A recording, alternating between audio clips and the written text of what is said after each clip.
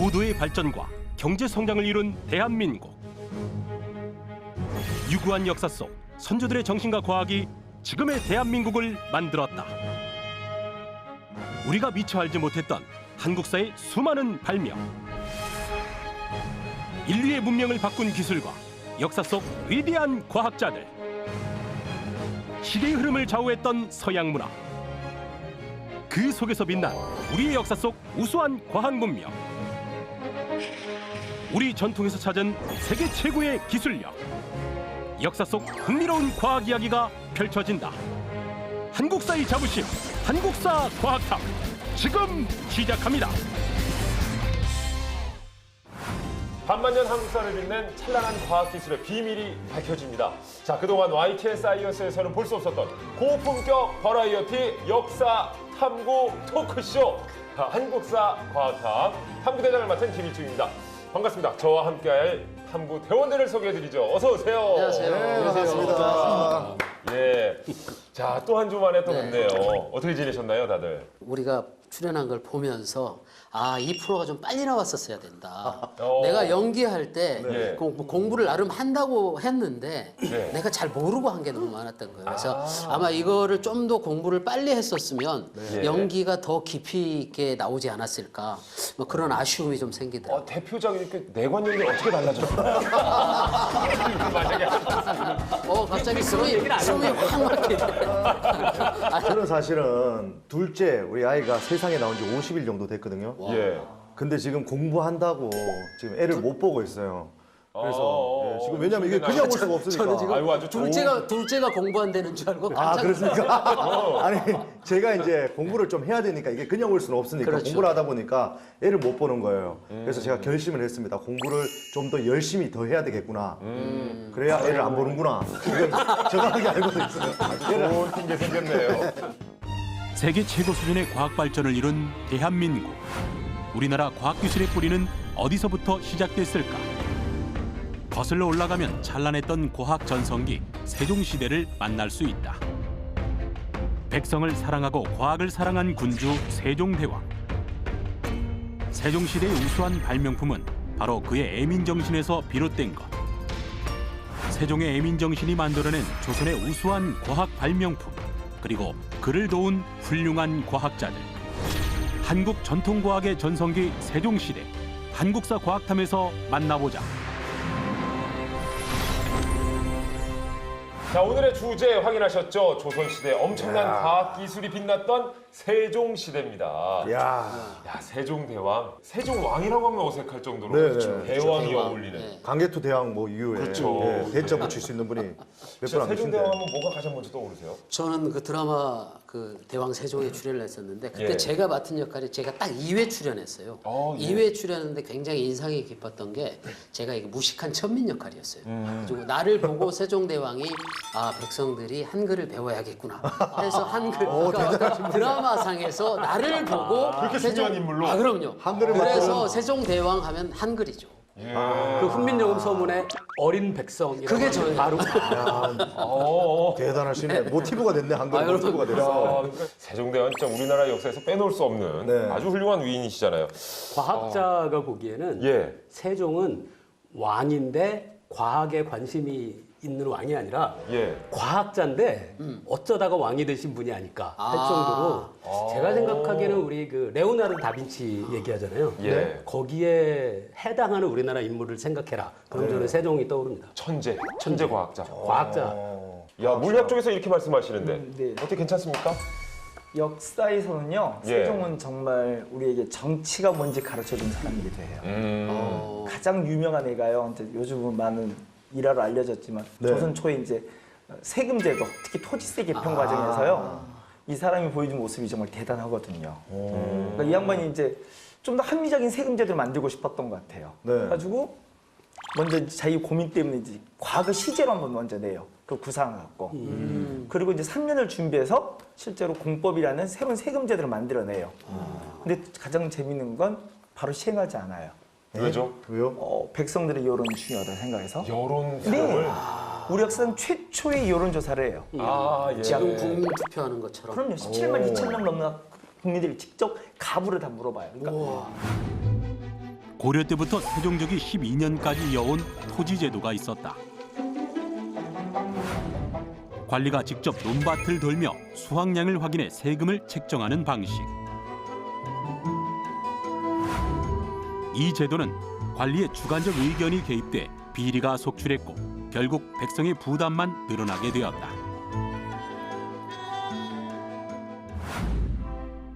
(1430년) 어느 날 신하들을 한자리에 불러 모은 조선 4대 임금 세종은 의미심장한 어명을 내리는데 바로 토지제도에 대한 모든 백성의 의견을 수렴하라는 것. 백성의 의견을 듣기 위해 최초의 국민투표가 시행되었다. 1430년 3월 5일부터 장장 5개월에 걸쳐 치러진 조선시대 제1회 국민투표. 투표에 참여한 인원은 약 17만 명. 핵심 내용은 토지 한 결당 10두의 세금에 대해 어떻게 생각하는가.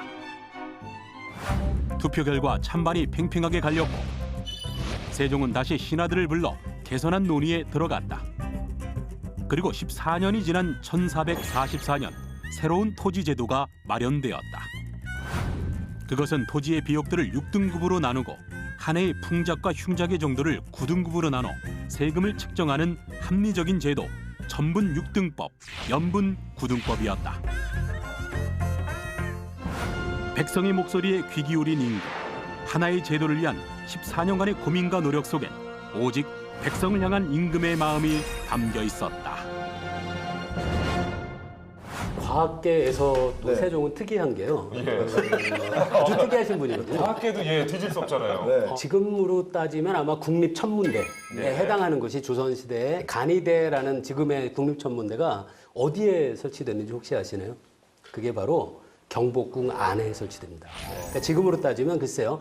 청와대 혹은 뭐 국회의사당 옆에 국립천문대가 있는 거로 생각할 수도 있죠. 과학을 항상 가까이 뒀다는 예. 얘기군요. 그것뿐 아니라 세종이 천문기구의 설계에 직접적으로 관여한 게 있는데요. 그게 일성정시의라는 장치입니다. 지금으로 보면 천체망원경 같은 거죠. 네, 세종대왕은 왕 아닙니까? 네. 그럼 정치를 해야 되는데 왜 이렇게 여러 분야에 관심이 많은 거예요? 정치만 잘하면 되는 거 아닙니까? 아버지 아들들을 참 잘 뒀죠. 아버지 아들들을 잘 뒀다고요? 네. 형제를 잘 뒀다는 뜻인가요? 아니요. 아버지랑 아들을 잘 네. 뒀다. 아버지랑 아들. 네. 아버지 태종하고 네. 아버지와 아들들을 잘 뒀죠. 아들 문종부터 시작해서 네, 왜냐하면 아버지가 먼저 첫 번째 본인이 왕이 즉위할 때 신경 써야 할 여러 가지 장애물들을 제거했죠. 그러니까 세종은 다 아시는 것처럼 첫 번째 외가가 없잖아요. 태종이 자기의 처가를 다 죽였으니까. 이방원. 네. 예. 그리고 두 번째 세종은 본인 스스로도 처가가 없어요. 아버지가 세종을 왕이 상왕으로서 이제 먼저 살아서 물러나고 세종의 처가를 다 죽였어요. 또 장인부터. 야, 왜 그랬대요? 역사에 그런 말을 하거든요. 중국은 망하는 이유가 황간 때문에 망하고요. 우리는 망하는 이유가 외척 때문이란 말이 있거든요. 근데 그게 맞아요. 실제 우리 조선 말에 가보면 그 외척이 문제가 좀 심각한데 세도 정치 때문에 망하죠. 네. 오이 잘하시네요. 근데 어쨌든 이제 뭐 할아버지, 아버지 세대부터 워낙에 손에 피를 많이 묻혀놨기에 그러니까 세종은 좀 편하게 어떻게 보면 다른 거에 신경 안 쓰고 오로지 정치 혹은 과학 이런 거에 좀 전념을 할 수 있었다. 뭐 이런 얘기가 될까요? 그렇죠. 그리고 더 나가서 후반기는 특히 아들이 워낙 보좌를 잘했고요. 문종. 예, 문종이요. 실제로 왕세자 기간은 꽤 오랜 기간을 왕세자로 존재하면서 세종기 후반기 업적은 거의 문종이 책임을 졌어요. 아니 우리가 좀 좁혀갈 필요가 있을 것 같아요. 워낙에 다양한 분야에 업종들이 많으셔가지고 어디서부터 좀 시작하면 좋을까요? 기초과학부터 시작하면 어떨까요? 뭐 기초과학이라고 하면 뭐 물리, 그렇죠. 뭐 수학, 뭐 이런 것들 다 들어가는 겁니까? 예, 그래서 천문학도 들어가요. 아, 천문학도 들어가죠. 그렇죠. 천문학. 예. 그 천문학이라고 할 때 그 두 번째 글자의 문이 그럴 문자를 쓰잖아요. 근데 지금으로 보면 좀 이상하지만 당시의 중세 사람들의 세계관에서는 하늘에도 글씨가 있다고 생각한 거예요. 무슨 얘기냐면 하늘의 별자리와 행성들의 움직임을 잘 보면 그 하늘의 움직임으로부터 어떤 의미를 우리가 찾을 수 있다라고 생각한 거죠. 그래서 그렇다고 해서 그게 비과학적이다라고 지금의 과학의 기준을 갖고 그때 당시의 천문학을 우리가 폄훼하면 안 된다는 생각은 들어요. 그렇죠. 근데 제가 천문학을 예. 왕들이 공부했다는 이유가 왕권 강화했다고 예, 맞습니다. 국사책에서 그때 배운 적이 맞아요. 있어요. 공부할 때. 특히 그 우리나라가 당시에 중국으로부터 뭐 그 역법을 매번 수입을 해야 돼요. 역법이라는 게 뭐냐면 달력입니다. 사실 지금으로 보면. 근데 달력을 만들 수 있는 권한은 중세 그 중국과 동아시아에서는 사실 중국의 황제만이 그 권한을 갖고 있다고 생각한 거예요. 그런데 그걸 독자적인 역법을 만들려고 추진한 그런 사람이 바로 세종인 거죠. 그래서 굉장히 정교한 역법을 만듭니다. 근데 이 천문학 통해 가지고 24절기라는 게 있잖아요. 우리가. 그렇죠. 우리 아버지가 농사를 져가지고 제가 24절기에 관심이 굉장히 많습니다. 24절기가 뭔 줄 알아요? 저한테 그렇게 어려운 질문 하시면 24절기를 제가 알고 있는데 네. 입추, 노수, 경칩, 춘부, 청명, 고구, 입하, 소만, 망종, 하지, 소서, 대서, 입추처서, 백로, 추분, 할로, 상강, 입동, 소설, 대설, 동지, 소한, 대한. 24개입니다. 왜냐하면 제가 이거를 어렸을 때부터 어떻게? 관심 있었던 게 네. 아버지가 뭐 예를 들어서 뭐 경칩이다 그러면 이제 뭐 개구리가 나올 때가 됐으니까 우리도 뭐 농사 뭘 준비하겠다 이런 말씀을 많이 하셨거든요. 그래서 아버지는 왜 자꾸 저럴까? 근데 그게 천문학에서 나왔다는 걸 내가 들었거든요. 그렇죠? 그 제가 잘못 알고 있는 거 중세에서는 아니죠. 우리가 그 알아야 될 게 달력은 다 원력을 썼잖아요. 달의 움직임을 기준이데 네네. 달의 움직임을 보는 게 굉장히 편해요. 밤 하늘을 보면 달이 어떤 모양인지 보면 오늘이 몇 월 며칠인지 아는 거죠. 그런데 그 지구의 날씨, 강수량의 변화 그런 건 달의 움직임이 결정하는 게 아니라 태양과 지구의 위치 관계가 주로 결정하잖아요. 그거는 태양력인 거죠. 태음력이 아니라. 그래서 말씀하신 24절기는 항상 그 태양의 움직임하고 맞춰져 있는데 지금의 우리는 그게 달력이 보이잖아요. 네. 근데 과거에는 달력이 없어요. 왜냐하면 달력은 다 음력이니까. 천문학에 그렇게 또 관심을 갖게 된 이유가 있을 것 같아요. 결국엔 또 애민정신, 이 백성을 사랑하는 마음인가요? 그것뿐만 아니라요. 기본적으로 첫 번째 뭐냐면요. 왕의 권위가 하늘에서 오기 때문입니다. 그래서 하늘을 보는 건 되게 중요한 문제고요. 왕이라는 글자 자체가 하늘과 땅을 잇는 존재가 바로 왕이에요. 생각 보시면. 그리고 더 중요한 문제 농업이죠. 하늘을 읽어야지 농사를 지을 수 있으니까. 그러니까 농업 문제 관련해서 천문학에 대한 관심은 되게 높았던 게 맞습니다. 근데 저는 궁금한 게 네. 그 하늘을 막 이렇게 관측하잖아요. 별자리도 관측하고 네. 그렇다고 하늘에 있는 뭐 지금 날씨나 이런 것들을 다 알 수 있는 수치를 재는 뭐 기구들이 있었어야 됐다고 생각하거든요. 발명품이 많이 나오지 않았습니까? 세종시대 그죠?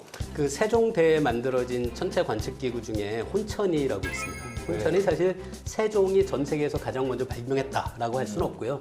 중국에 이미 있던 것을 이제 우리나라 현실에 맞게 새로 개발해서 만든 장치인데요. 저번에 제가 어디 남산 도서관 앞에 가니까 예, 예. 그 모형인지가 예, 예. 있더라고요. 혼천이 보니까 모형이요? 이게 몇 개가 막 이렇게 돼 있는데 예. 사실 지금 봐도 저는 잘 모르겠어요. 근데 교수님 입장에서 지금 과학 문명이 예. 많이 발달한 지금 입장에서 그 당시에 이걸 만든 게 어느 정도 대단한 일인가요? 일단 그 당시에는 지금 우리가 갖고 있는 우리는 지금 태양이 중심이고 지구가 그 주위를 돈다고 생각하잖아요. 네. 과거에 그런 정도의 생각이 있었을지는 좀 의심스러워요. 하지만 그럼에도 불구하고 그 당시에 이미 별들은 어떻게 움직이는지 그리고 태양은 어떻게 움직이는지를 명확히 알고 있었던 거고요. 그 별이 움직이는 것을 배경으로 해서 이제 행성들이 있잖아요. 뭐 금성, 목성, 토성 같은 그런 행성들이 어떻게 움직이는지를 정말로 측정을 한 거라는 건 놀라운 거죠.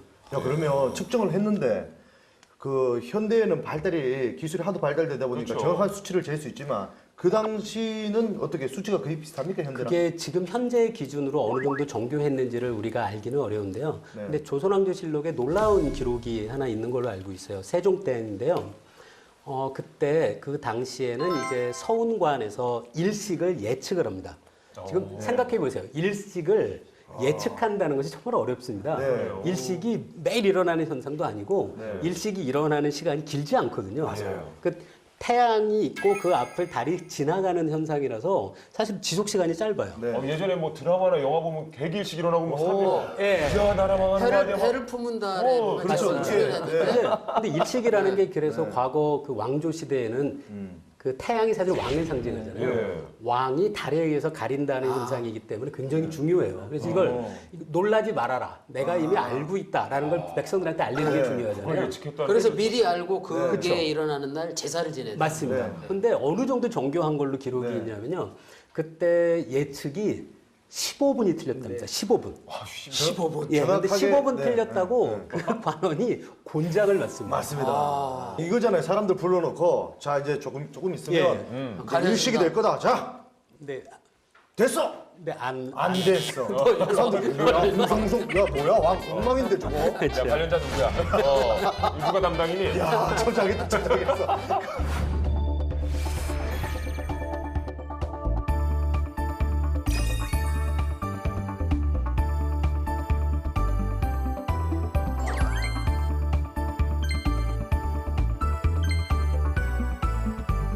바깥에 있는 환은 보통 동서남북 천정 천자를 나타낸다고 해서 또 좌표계의 개념이라 기본 틀이라고 보시면 되겠습니다. 지평 좌표계, 지평이 있고요. 좌우환이 있고요. 이 모든 것들은 고정되어 있습니다. 이 고정된 안쪽에 실제 별이 운행하는 공간이 삼신환이라는 것이 있는데요. 하늘이 회전하는 것처럼 이 환도 회전하게 됩니다. 가장 안쪽에 있는 환은 실제로 관측을 할 수 있는 환이라고 보시면 되겠습니다. 요거는 사유환이고 이건 규형이라는 것인데요. 하늘이 1시간에 15도씩 북극을 중심으로 반시계 방향으로 돌기 때문에 돌려지게 되고 관측하고자 하는 임의의 천체들 찾아서 관측을 하시게 되면 되겠습니다.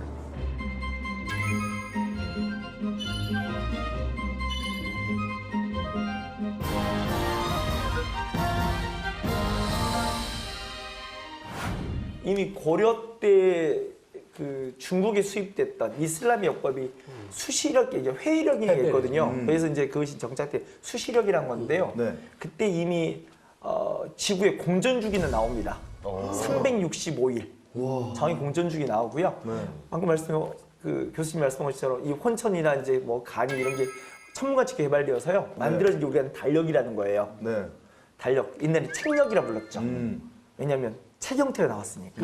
혹시 옛날 달력 이렇게 한 장씩 쓰는 거. 근데 그게 옛날 책력이라 불렀던 거거든요. 근데 문제가 우리가 잘 안 맞잖아요. 네. 왜냐하면 말씀하신 것처럼 이 북극을 바라보는 네. 북극성을 보는 위도와 경도가 다르니까 안 맞잖아요. 네. 그걸 보정을 해야 하잖아요. 네. 그 보정을 하게 된 게 세종이에요.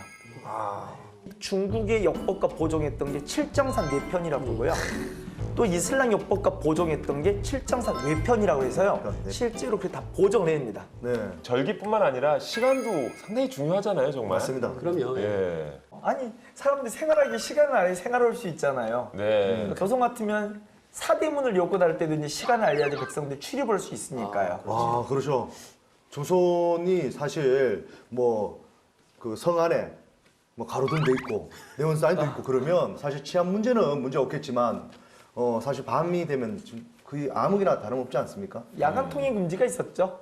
아 있었습니까? 그럼요. 근데 그런 것도 그냥 뭐 이렇게 통행을 금지해도 사람들이 모를 수가 있잖아요. 그 시간 알려줘야 하는 거죠. 아 그렇군요. 혹시 야간 통행 금지 시간이 몇 시부터 몇 시인지 혹시 아십니까? 저는 좀 알 것 같거든요. 네. 말씀해 주세요. 자시요. 자신은 먼저 한밤중 아닐까요? 자시하지 않겠습니다.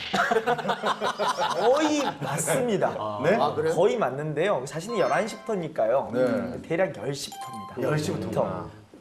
지금으로 치면 4시 정도, 새벽 4시까지. 거기까지 이제 우리가 네. 통행 금지 시간인데요. 예. 동엽 씨는 집에서 저 아내분이 그러나 봐요. 자식까지 꼭 들어오라고. 통행금지가. 예. 그래서 그런 거 알리기 위해서라도 시간을 정확히 하는 건 되게 중요한 문제거든요. 그러네요. 네. 그래서 여러 가지 시간 측정 기구들이 발달했던 게 그게 조선인 이제 거죠. 해시계 같은 경우. 그렇죠. 해시계죠. 그 제가 여기 해시계. 그 조선 시대의 그 해시계인 앙부일구의 모형인데요. 앙부일구. 앙. 예. 예. 앙부일구. 구. 예. 앙이란 게 예. 이게 우르르 보고 있다 위로. 아, 그리고 부가 소뚜껑입니다. 소뚜껑. 문자예요. 그리고 일구가 뭐 태양 일, 해 그리고 구가 그 그림자. 근데 일구를 보통 예전에는 해시계를 그냥 일구라 했다고 하더라고요. 근데 뭘 보고 있는 거예요? 하늘을 우르르 보고 있는 아, 오 대단한. 해시계. 알고 있네. 동엽 씨가 모르겠어요. 이 프로를 통해서 본인의 좀 이미지를 바꿔보려고. 굉장히 아니 준비를 그게 아니라 제 많이 이미지는 이건데 방송에서 바보처럼 나오는 게 힘들어요. 방송에서는 개미 품목으로 개미 나오고 퍼먹고 많이 퍼먹고 막 힘드셨겠네요. 예. 매번 새롭습니다. 이동엽 씨가 다 설명이 맞는 거죠? 다들 잘 모르시겠지만 맞아요, 잘 몰라요. 이런 거 어떻게 합니까 저희가? 그냥 초등학생 가르치듯이 그렇게 가르쳐야 됩니다. 계절이 바뀌면 네. 해 높이가 변해요. 여름에는 해가 머리 쪽에 있을까요? 그렇죠. 땅 쪽에 있을까요? 좀 더 높게 뜨죠, 여름. 네, 머리 높죠. 쪽에 네. 있겠죠. 네. 해 높이가 변합니다. 아. 예, 그러면 여기서 이걸 어떻게 사용하는 거냐면요. 네. 북쪽 방향을 여기에 이쪽에 맞추고요. 네. 이쪽 방향이 남쪽으로 생각하면 돼요. 아, 요 끝에는 예, 남쪽. 이쪽이 남쪽, 네. 이쪽이 북쪽이에요. 낮 12시가 되면은 태양이 정남쪽에 오잖아요. 네. 그림자가 정확히 이쪽에 오게 되겠죠. 네. 그런데 아까 말씀드린 것처럼 계절이 변하면 해 높이가 변하잖아요. 그림자가 계절이 변하면서 이쪽 방향으로 변합니다. 네. 그래서 이 그림자의 끝이 이 가로선 중에 어디에 걸려 있는지를 갖고 이용해서 우리가 알 수 있는 거는 오늘이 몇 월 며칠인지를 알 수 있는 거고요. 24절. 그 다음에 해가 이제 시간이 지나면 동에서 서쪽으로 해가 움직이잖아요. 그러니까 이 끝점의 그림자가 이쪽 방향으로 움직이겠죠. 네. 그 그림자가 이쪽 방향으로의 방향의 이 눈금 중에 어디 있는지를 보면 몇 시인지를 아는 거죠. 조금 더 쉽게 설명하자면 세로줄이 시간이에요. 네, 세로줄이 가로줄이 시간이고 날짜입니다. 맞습니다. 네, 그렇게 생각하시면 되고. 그래서 저는 이게 신기하다고 생각하는 게 이게 시계뿐 아니라 사실 달력의 역할도 하는 거예요. 그렇죠. 이 그림자가 어디에 있는지를 보면 오늘이 몇 월 며칠이고 몇 시인지도 아는 거죠. 근데 좀 궁금한 게 이게 해시계가 24시간 쓸 수가 없잖아요. 제가 듣기로 묘시부터 그리고 유시까지 딱 쓴다 하더라고. 밤에는 해가 없으니까. 네, 그게 뭐 새벽 5시부터 오후 7시까지 측정이 안 딱 돼. 일출과 딱 일몰 때까지만. 네, 그까지만 쓸 수 있는 거예요. 그때는 이제 그 이야기가 나오겠지만 다른 장치를 네. 이용해서 시간을 측정했는데 그게 물시계 같은 장치죠. 안구일부가 이 전국으로 다 그 세종대왕이 만든 다음에 다 배포했다고 들었는데 맞습니까 이거? 그럼요. 백성들이 이용할 수 있어야 하잖아요. 그렇죠. 네. 그러니까 우리가 뒤에 보면 뭐 치국이나 이런 것도 또한 네. 실제로 전국 각지에 다 설치했습니다. 네. 그럼 여기서 제가 퀴즈 하나 냅니다. 네. 우리 선생님들조차도 모르는. 이동엽 씨가 퀴즈. 네, 제가 냅니다. 네. 이 안구일부가 우리나라 것이란 것을 알기 위해서 그리고 중국과 독립됐던 네, 그 기구입니다 이게. 왜 어디를 보면 그걸 알 수 있을까요? 뒷판에 메드 인 코리아 써 있나요? 그거 확인하고. 다행이 아니네. 나 여기서 게스트 좀 끝내버렸네. 여기 23,000원 들었어요. 에이, 그런 거 아닙니다. 자, 이게 뭡니까? 요 각도를 재면 위도가 얼마인지 알아요? 아, 정확합니다. 서울의 위도 37도 조금 차이가 있는데 이때 세종대왕이 만들었을 때는 20분 돼 있더라고요. 그래서 지금 서울 위도랑 지금 이 위도가 똑같기 때문에 아, 네. 이거 딱 조선시대 정말. 조선시대 우리가 만들었구나. 이게 가져온 아니구나. 네.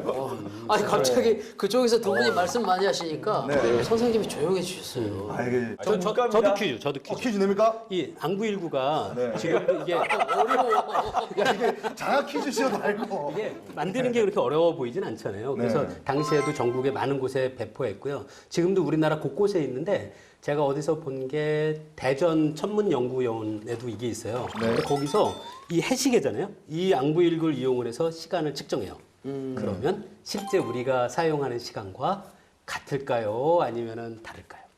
다릅니다. 아, 좀 다르겠죠. 왜 다를까요? 우리는 지금 저기 표준 씨가 저기 일본 쪽에 맞춰 있지 않습니까? 아, 예, 맞습니다. 이게 정답이에요. 지금 크리에이티 천문대 거기 기준으로 해가지고. 그 안구일구를 예. 갖고 시간을 딱 재면은 정확히 실제 우리가 사용하는 시간과 32분 차이가 납니다. 우리나라 최초의 자동 물시계 자경로. 자경로는 사람의 힘을 들이지 않고 정밀한 시간 측정이 가능한 시계. 기존의 해시계와 달리 밤에도 작동이 가능해 조선의 밤을 책임졌던 자경로. 지금부터 그 작동 원리를 알아보자. 가로 6m, 세로 2m, 높이 6m의 규모를 가진 자경로는 물시계와 15장치로 구성되어 있다. 물시계의 가장 큰 항아리 대파수호에서 소파수호로 흐른 물은 수수호로 흘러간다. 수수호에 물이 차오르면 부력에 의해 잣대가 올라가고 위에 있던 구슬은 15장치로 떨어지게 된다.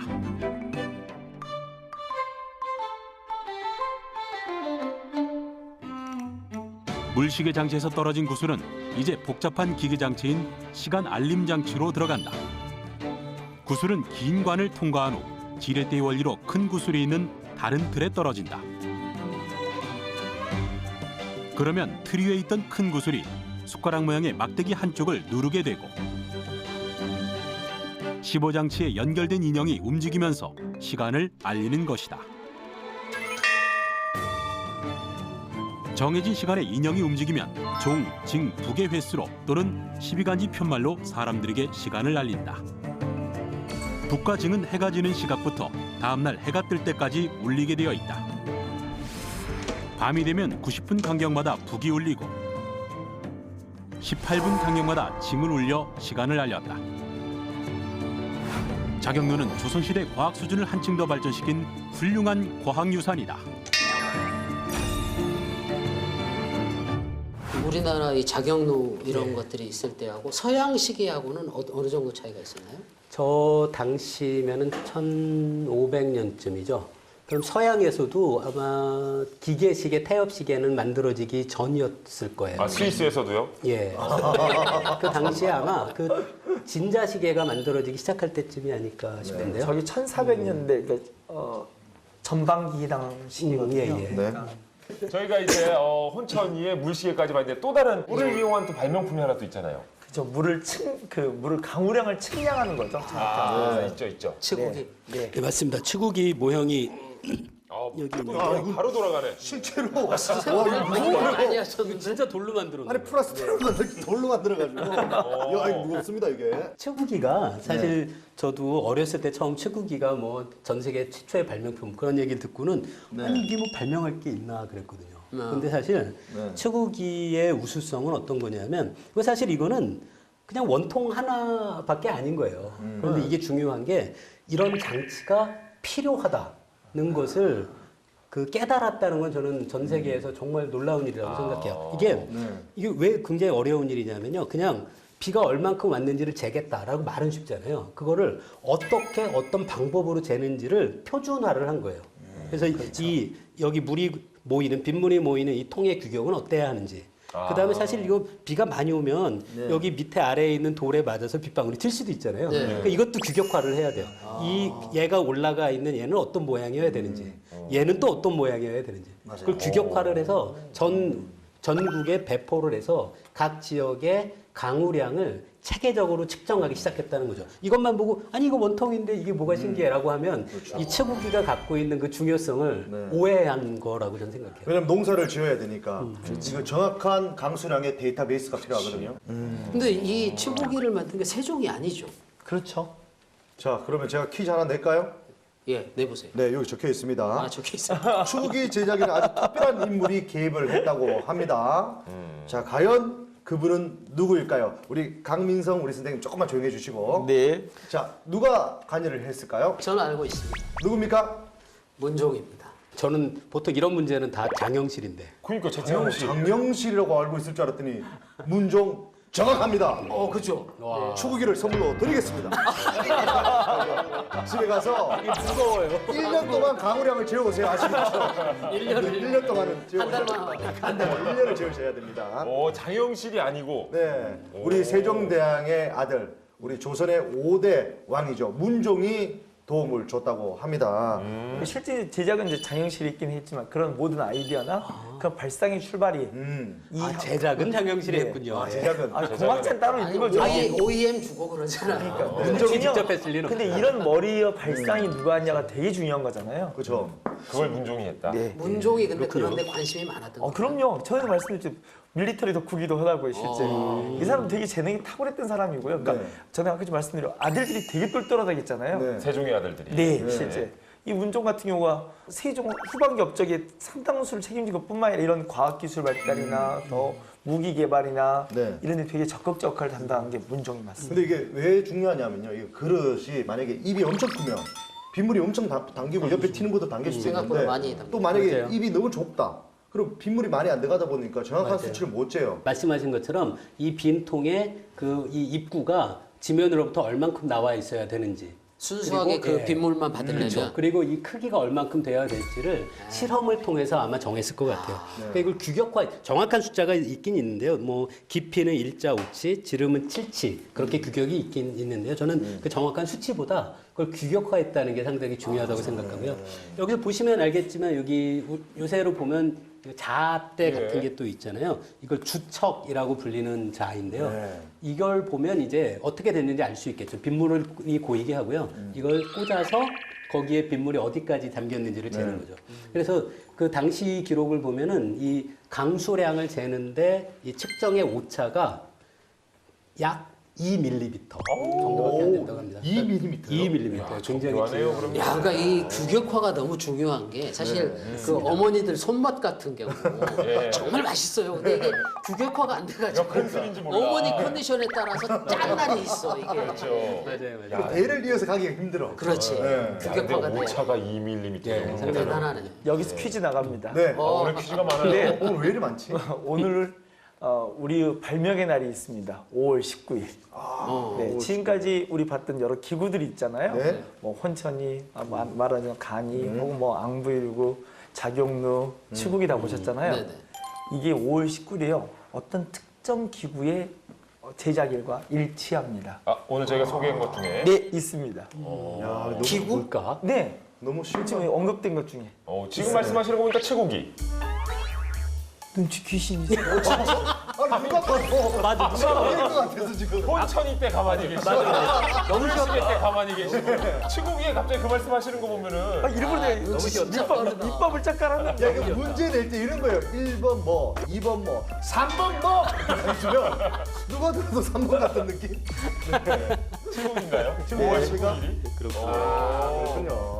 실제로 이런 모든 것들이 다 이제 농업을 위해서 만들어진 것들인데 그러면 세종시대에 확실히 생산량도 좀 늘었나요? 그럼요. 고려 말에 시행했던 우리 대표적으로 세금, 이건 정확히 당시 얼마큼 늘었냐를 확인할 수 있는 방법 중에 세금 제도를 보면서 알 수 있거든요. 왜냐하면 수확량이 부과되는 거니까 수확량 최대 생량 얼마나 받냐를 보고 추정할 수 있는데요. 네. 고려 말에는 1결에 아까 말씀드린 그 1결에 최대 생산이 얼마나 받냐면 300두로 봤어요. 300말 이게 맞거든요. 근데 세종 때는 1결에 최대 생산이 얼마나 받냐면 400두로 봅니다. 아, 그럼 그 사이 100두가 느는 거죠. 30%가 늘어났는데. 그러면은 이제 확실히 그런 이제 뭐 이 땅에서 얼만큼 나오고 실은 세금도 거두려면 정확한 기준 같은 것도 있어야 되잖아요. 뭐 단위라든지. 그렇죠. 그 세금의 단위가 당시는 그 두가 단위였어요. 아까 우리가 이렇게 말. 근데 그게 질량의 단위가 아니라 부피의 단위거든요. 네. 그러니까 작은 돼, 큰 돼 그런 거 있잖아요. 되라고 생각하는데 한 대, 두 대. 한 대, 두 대. 국가적으로 통일이 되어 있어야만 억울한 사람 없이 공평하게 세금을 거둘 수 있잖아요. 근데 역대 왕들 중에나 아니면 전 세계 왕들이 그 왕권이 강하고 자기가 뭔가 이뤄냈던 사람들이 도량을 딱 통일시키고 막 이렇게 하더라고요. 그럼 이제 도량이 통일돼야지 거래가 될 거 아니에요. 그렇죠. 상거래를 하더라도 서로 길이가 통일돼 있어야지 거래가 이루어지고 무게가 통일돼야지 거래가 될 거 아니에요. 그렇죠. 그래서 중국도 그 도량이 통일때 가장 중요한 황제를 우리가 아시잖아요. 진시황. 네, 맞습니다. 진시황이죠. 조선도 이제 조선이 발전해 가려면 이런 거래가 이루어지고 활발하게 이루어지려면 도량이 정리돼야지 되는 거거든요. 네. 그래서 그 도량령을 정리했던 대표적인 왕이 바로 세종입니다. 일상 속에서 흔히 볼 수 있는 저울, 물체의 무게를 측정하는 편리한 기구이다. 우리의 생활 속에서 저울은 어떻게 사용되고 있을까?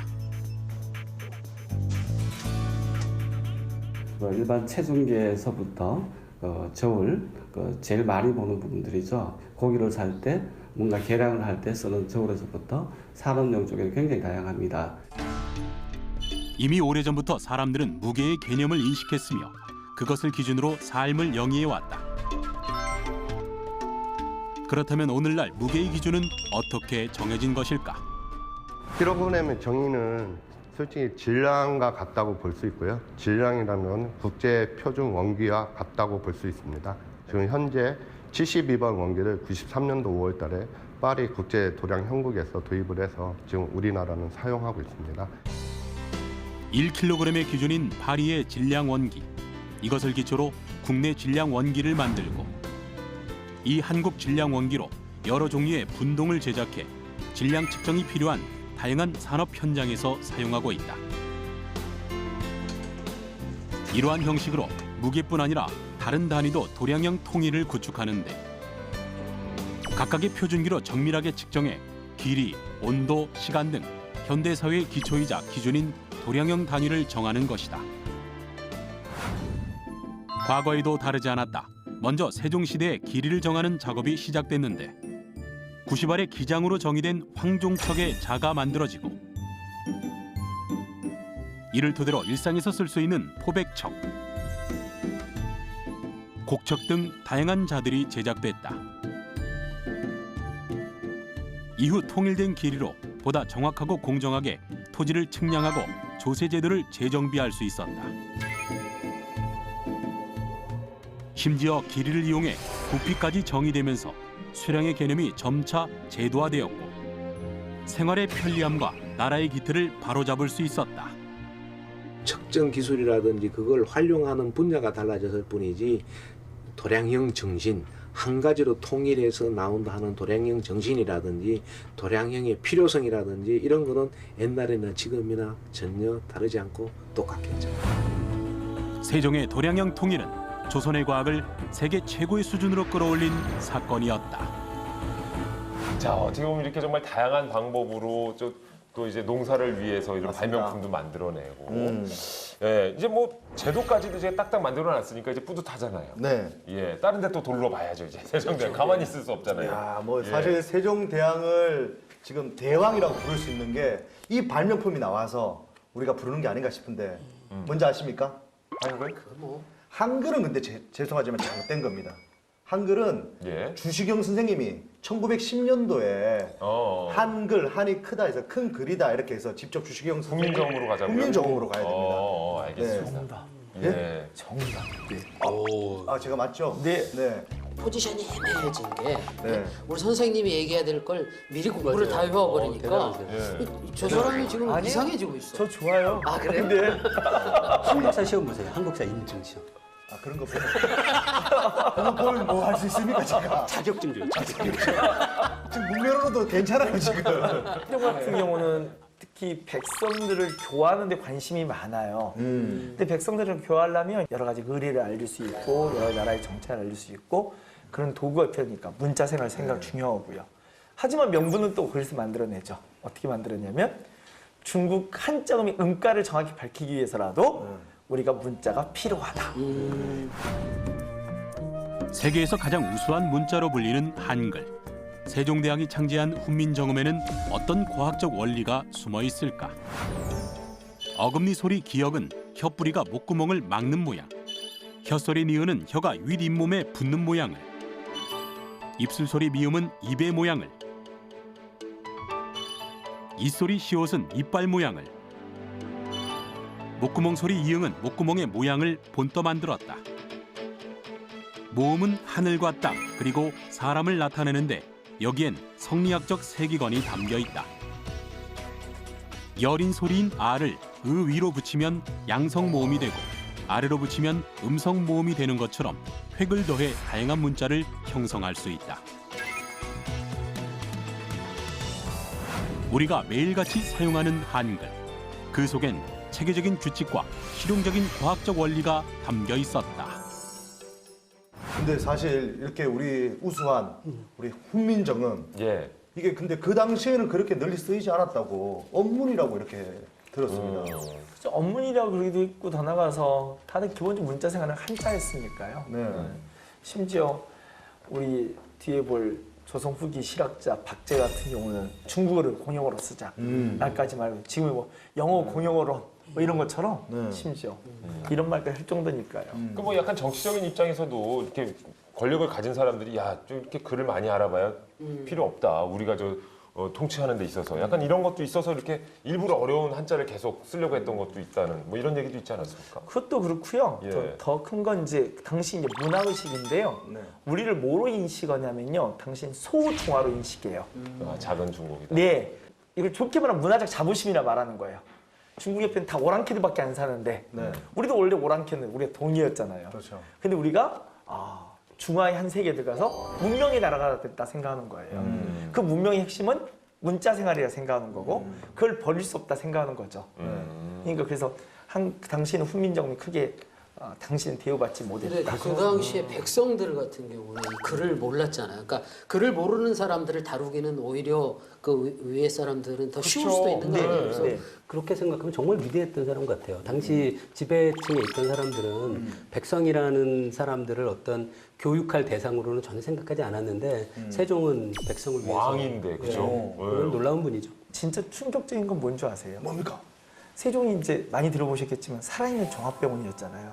당뇨에 뭐, 예, 실록에 나오는 거의 모든 질병을 다 가져온 사람인데 막판에 그 당뇨가 너무 심해서 앞이 거의 보이진 않았거든요. 합병증. 눈을 네.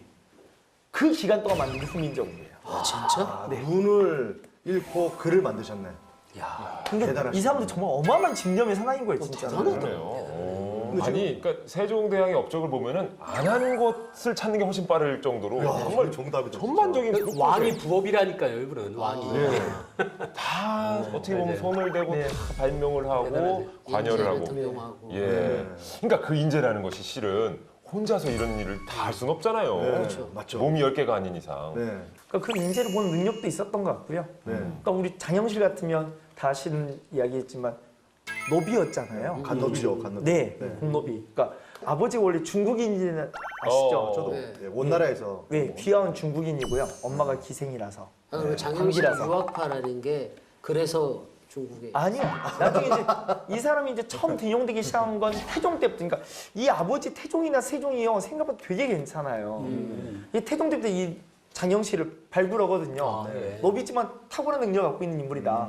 그래서 그 세종 그걸 다시 한번 더 크게 쓴 사람이 세종이거든요. 네. 난 우리 장영실 같은 정말 센 게 종상품 대호군까지 되니까요. 대단한 거죠, 그죠? 노비 출신을. 네.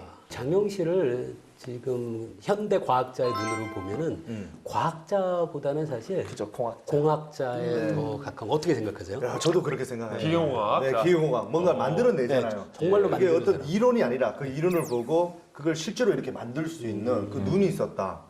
정말 대단하신 분이고. 근데 만들기 위해서는 기초적으로 그런 어떤 그런 것들이 인식도 있었죠. 기반이 돼야 그런데 되니까. 그걸 현대 과학의 기준으로 그분을 과학자라고 부르기는 좀 곤란하긴 해요. 근데 이제 그건 대충 다 아시겠지만 이 장영실은 기구들을 만든 제작소에 네. 약 팀장급이라면 네. 제작 소장은 따로 있는 거죠. 네. 이천이라는 인물이 있고요. 이천. 네. 그리고 거기에 실장급이 있죠. 제가 아까 말했던 칠정산 외편을 썼던 이순지라고요. 그 사람이 실장급이고요. 그리고 거기에 이제 그렇구나. 팀장급이 바로 우리가 아는 장영실입니다. 장영실. 네. 직접 한 사람은 네. 장영실인 네. 거예요. 그러니까 이런 그 장영실 한 개인의 역량보다는 이런 누적된 그 당시에 네. 그 역량들이 반영되어서 이런 많은 엄청난 문화이 그럼 그 장영실이 퍼즐이죠. 마지막에 저기 사라지게 된 네. 계기가 된 가마 네. 있잖아요. 아, 그때 그 가마를 만든 책임자가 그 이천이라는 사람이. 이 이천도 있지만 근데 처벌받는 건 장영실이잖아요. 네. 그래서 논란이 좀 있어요. 이 장영실이 갑자기 그리고 더 이상 기록이 나오지 않잖아요. 그렇죠. 그 이후로. 곤장을 맞고 사라졌는데 왜 기록이 존재하지 않을까? 세종이 갑자기 장영실이 이렇게 가혹할 수 있을까? 네. 학계에서는 또 이렇게 보는 설도 있어요. 그가 제작했던 게 간이대, 그러니까 하늘을 보는 거잖아요. 네. 아까 지금 예. 교수님 말씀하신 것처럼 하늘은 누가 봐야 돼요? 왕이 봐야죠. 왕이 봐야죠. 아니죠. 아니요? 천자가 봐야죠. 황제만 봐야 한단 말이에요. 네. 근데 조선이 우리의 하늘을 봤잖아요. 네. 그 책임자가 장영실이에요. 그렇죠. 그럼 명한테 되게 시비가 걸릴 여지가 있는 거예요. 그래서 그를 보호하기 위해서라도 역사 속에 그를 퇴장시켰다 하는 설도 있는 거예요. 보호하기 위해 보호하기 네. 와 이거 설득력 있다. 왜 유독 장영실만 이렇게 부각이 됐을까요? 하긴 세종대왕 시절에는 난 이런 거 너무 별로야. 그러니까 우리도 연기 열심히 하는데 항상 보면 무슨 해를 품는다 하면 김수현만 기억해. 우리 이 프로도 자꾸 이동현만 띄워주는 어떤 그러니까 나 저처럼 이런 거 싫어. 스토리가 있어야 됩니다. 당연히 장영실이라는 그 우리 위인은요 노비였잖아요.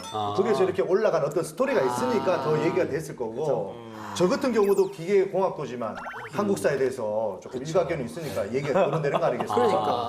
그러니까. 네. 내가 뜨려면 어. 내가 물리학을 잘 알았어. 지금 그렇지 기술을 배워야 돼. 역시 기술 배워야 돼. 현대 학계에서 인정하는 세종시대의 과학기술. 그 시기를 빛낸 수많은 과학적 성과들은 어떻게 이룰 수 있었던 것일까? 이 우수한 발명품 뒤엔 조선의 뛰어난 과학자들이 있었다. 조선의 과학자면 떠오르는 장영실. 그는 혼천이, 앙부일구, 자경루 등을 만든 발명가로 알려져 있지만 고유 발명품은 자경루와 옥루뿐, 이외의 발명품은 집단 연구로 제작된 것이다. 노비에서 종삼품, 대오군까지 상승한 그의 스토리가 이름을 알리게 된 것. 뛰어난 업적에 알려지지 않은 과학자, 바로 기계과학자이자 과학기술 행정가인 이천이다. 전체 관측기기의 총책임자로 전체를 관측하는 혼천이를 만들고 조선만의 독창적인 해시계 앙부일구 그리고 혼천이를 개량해 간이를 제작했다. 또한 신기술로 만든 금속활자 갑인자, 이는 독일의 구텐베르크보다 50여 년 앞선 발명이었다. 뿐만 아니라 저울을 개량해 도량형 표준화에도 기여한 이천은 천체, 건축, 군사, 악기 제조까지 다양한 분야를 넘나드는 천재적인 과학기술자였다. 그리고 조선의 또 다른 과학자, 천문학의 대가인 이순지. 조선 최초의 달력이론서를 비롯해 다양한 천문 서적을 발간하고 독자적 역법 수립에 큰 영향을 미쳤는데 그는 코페르니쿠스보다 100년 앞선 지동설을 주장하기도 했으며 독보적인 천체 과학 연구 결과 그의 이론을 토대로 자경루가 탄생했다. 그는 남다른 능력을 지니고 있었던 조선의 천재 과학자였다. 또한 숨은 공로자가 있었으니 천문학자 김담. 김담은 이순지와 함께 독자적 역법과 자주적인 천문학 체계를 세웠는데 천문과 관측 분야에 뛰어난 그는 조선 초 천문학의 기틀을 다졌다. 장영실, 이천, 이순지, 김담 등 조선의 과학을 완성시킨 세종시대의 과학자들. 그들은 15세기 조선판 어벤져스였다.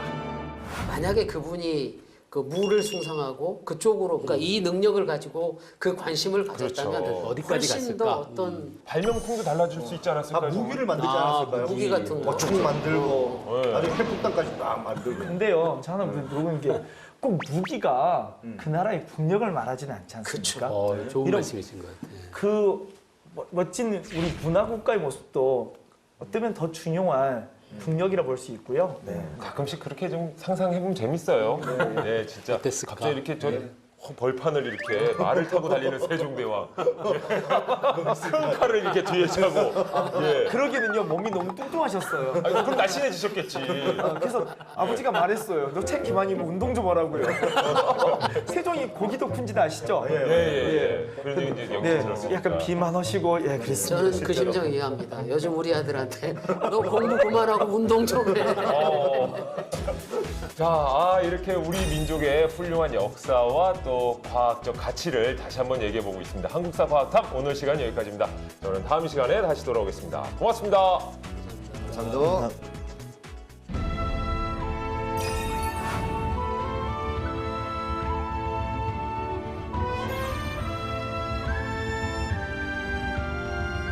사람들 인식관을 바꿔주는 거죠. 훨씬 더 우리 사회에 좋은 영향을 미치지 않았을까 하는